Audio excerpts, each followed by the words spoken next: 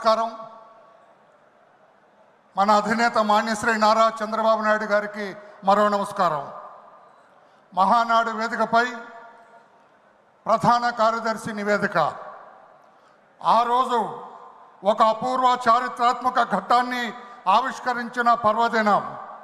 అదే 1982 మార్చి 29.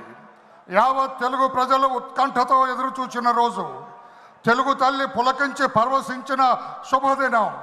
ఆనాడు అధికారంలో ఉన్న కాంగ్రెస్ పార్టీ అటు కేంద్రంలో ఇటు రాష్ట్రంలో తెలుగువాడి ఆత్మగౌరవాన్ని కించపరుస్తూ రాష్ట్ర నేతలను అడుగడుగున అవమానిస్తున్న వైనాన్ని గమనించిన తెలుగు జాతి ముద్దుబిడ్డ విశ్వవిఖ్యాత నట సార్వభౌముడు స్వర్గీయ నందమూరి తారక రామారావు గారు తెలుగుదేశం పార్టీని స్థాపించి 9 నెలల్లోనే తెలుగుదేశం పార్టీని అధికార పీఠాన అధిష్ఠింపజేసిన ఘన చరిత్ర మనందరికీ విదితమే.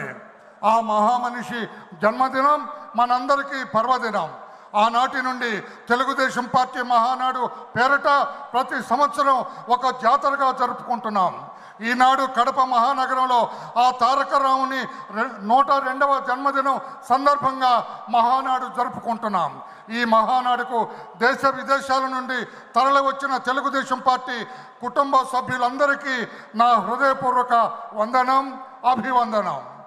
తారక రాముని తదుపరి పార్టీ పగ్గాలు చేపట్టిన మన ప్రీతమ నేత మాన్యశ్రీ నారా చంద్రబాబు నాయుడు గారు తెలుగుదేశం పార్టీ జాతీయ అధ్యక్షులుగా ఆనాటి నుండి ఈనాటి వరకు పార్టీని కడు సమర్థవంతంగా నడుపుతున్న తీరు అనన్య సామాన్యం, అజరామరం.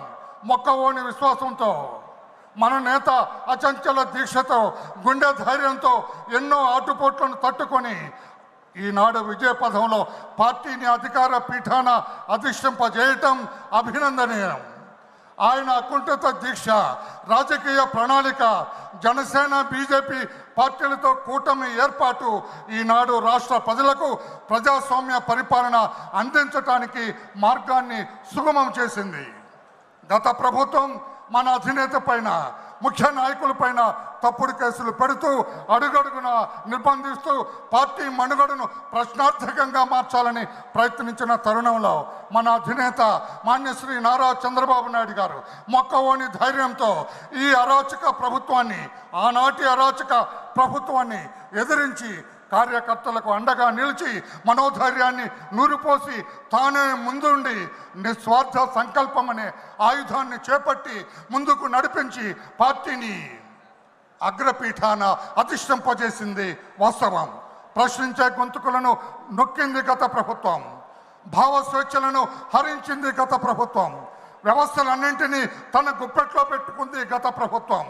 అడుగడుగున ప్రజాస్వామ్యాన్ని అవహేళన చేసింది గత ప్రభుత్వం. పలు సందర్భాల్లో రాజ్యాంగాన్ని ధిక్కరించింది గత ప్రభుత్వం. శాంతి పద్ధతులను కాపాడాల్సిన పోలీసు వ్యవస్థ ఆనాడు పూర్తిగా నిర్వీర్యమైపోయింది.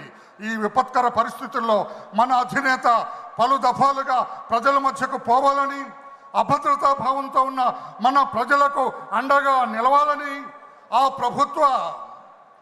ప్రభుత్వం రాజ్యాంగ సంక్రమిత హక్కులను కూడా హరించి ప్రజాస్వామ్యాన్ని ఎగతాళి చేసింది. చివరకు మన అధినేత ప్రజా ప్రభంజన యాత్రలు నిలవరించాలని తప్పుడు కేసులు, తప్పుడు సాక్ష్యాలతో దొంగ కేసు పెట్టి మన అధినేతను అరెస్టు చేసి రాజమండ్రి సెంట్రల్ జైల్లో రిమాండ్ ఖైదీగా నిర్బంధించటం మనందరికీ విదితమే. రాష్ట్రం అట్టుడికిపోయింది. ఏమొచ్చిందిరా మీకు అని చిన్న పెద్ద తేడా లేకుండా రాష్ట్ర ప్రజలందరూ ఆనాటి ముఖ్యమంత్రిని తూర్పారబట్టారు. దేశ విదేశాల్లో నిరసనలు బహిరంగంగా రోడ్డెక్కాయి. నిజాయితీ లక్ష్యంగా, అవినీతి రహితంగా రాజకీయం చేస్తున్న మా చంద్రబాబును అరెస్టు చేస్తారా అని 108 దేశాల్లో ప్రజలు రోడ్డెక్కారు. అయినా మన నేతను ఆ దుష్ట ప్రభుత్వం 53 రోజులు జైల్లో నిర్బంధించగలిగారు. జైలు గోడలలో అసత్య కేసుల శృంఖలాలు తెంచుకొని బయటకు వచ్చిన చంద్రబాబుకు ఆ రోజున దారి పొడవున ప్రజా ప్రభంజనం స్వాగతం పలికితే చంద్రబాబు గారికి వారి బాధాతప్త హృదయాల్లో పెళ్ళుబుక్కిన ఆనందాన్ని చాటుకొని ఆనాడు సాయంత్రం 5 గంటలకు బయలుదేరిన మన అధినేత కాన్వాయ్ ప్రజా స్పందనను ఛేదించుకొని మరుసటి రోజు ఉదయం 7 గంటలకు ఉండవల్లి నివాసానికి చేరితే ఆనాడే అర్థమైంది జగన్ తలరాత రాష్ట్ర ప్రజలు తిరగరాయిపోతున్నారని.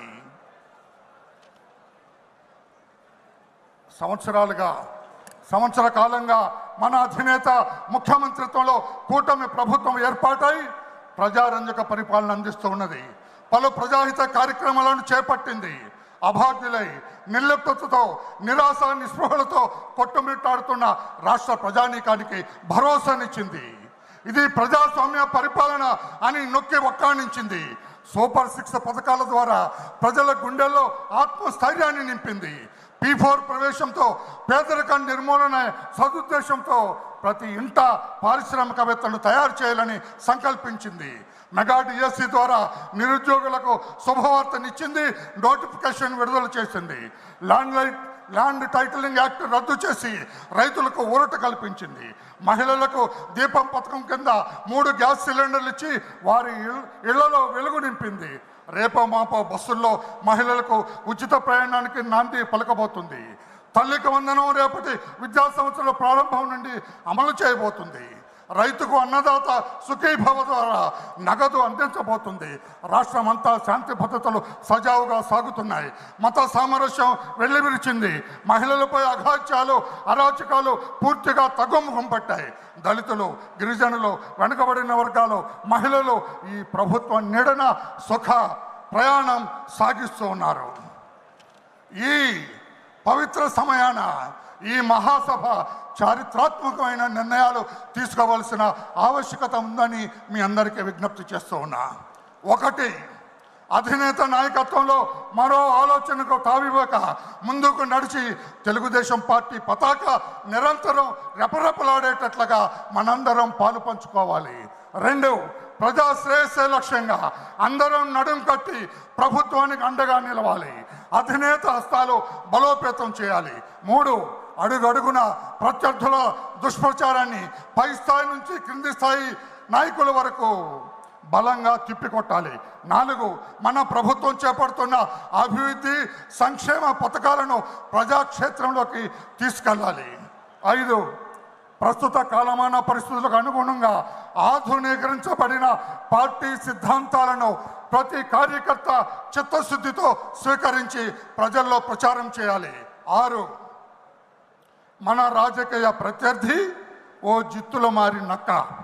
అతని అవినీతి సంపాదన అనుసరించే అక్రమ మార్గాలపై ప్రతి కార్యకర్త డేగ కన్నుతో నిఘా వేయాలి. కుల, మత, ప్రాంతీయ విద్వేషాలు రెచ్చగొట్టే అసాంఘిక శక్తుల కదలికలపై నిరంతరం అప్రమత్తమై ఉండాలి. అధికార పీఠం ఎక్కామన్న అలసత్వం పనికిరాదు. నాయకుని మాటే అయ్యా తమరి మాటే మాకు సుగ్రీవాజ్ఞ. మీ కార్యదక్షత, మీ కఠోర శ్రమ, రాజకీయ అనుభవం, మీ చతురత అంతా అందరికీ విదితమే. ఆర్య, చంద్రబాబు నాయక, మీరు ఆలోచించండి, మీరు ఆదేశించండి, మేము పాటిస్తాం. ఎట్టి పరిస్థితుల్లో అవినీతి పరులకు అధికారం దక్కనివ్వం. అప్రజాస్వామికులను ప్రజాక్షేత్రానికి రానివ్వం. ఎందరో మహానుభావుల త్యాగ ఫలం ఈనాడు అధికార పీఠం.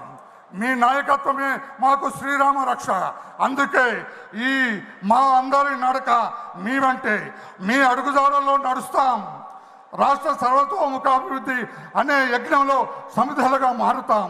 మీ మాటే మా బాట, ఇదే మా అందరి భాష. మహానాడు వేదికపై ఇందరు మహారథుల సమక్షంలో జాతీయ ప్రధాన కార్యదర్శిగా ఈ సభకు నివేదిక అర్పించే అవకాశాన్ని అతి సామాన్యుడైన నాకు ఇచ్చిన మీకు, మీ అవతారానికి సర్వదా కృతజ్ఞతలు తెలియజేస్తూ ఈ సభ వద్ద సెలవు తీసుకుంటున్న వరలరామయ్య. నమస్కారం.